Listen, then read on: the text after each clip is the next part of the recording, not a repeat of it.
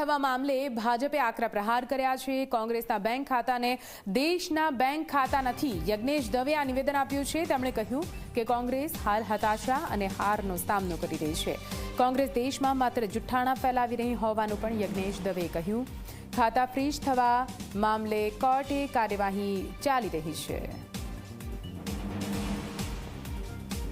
કોંગ્રેસ અત્યારે હતાશા અને હાર બંનેનો સામનો કરી રહી છે, કારણ કે જ્યાં દેશની જનતાનો સપોર્ટ નથી, દેશની જનતા કોંગ્રેસની સાથે નથી, અને દેશની જનતા તો જવા દો, કોંગ્રેસના કાર્યકર્તાઓ એમની સાથે નથી, કોંગ્રેસના નેતાઓ પણ એમની સાથે નથી, એ પણ એમનો સાથ ધીરે ધીરે કરીને છોડી રહ્યા છે।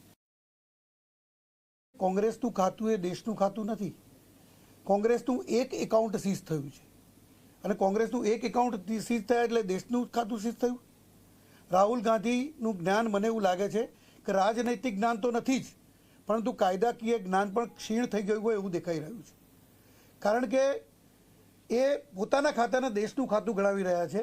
તે પોતાની પ્રોપર્ટીને જો દેશની પ્રોપર્ટી ગણાવી હોત તો તમે 75 લાખ કે 50 લાખની ઇન્વેસ્ટમેન્ટમાં 5000 કરોડ રૂપિયાનું નેશનલ હેરાલ્ડનું જે ગમન કર્યું એ 5000 કરોડ ક્યાં ગયા?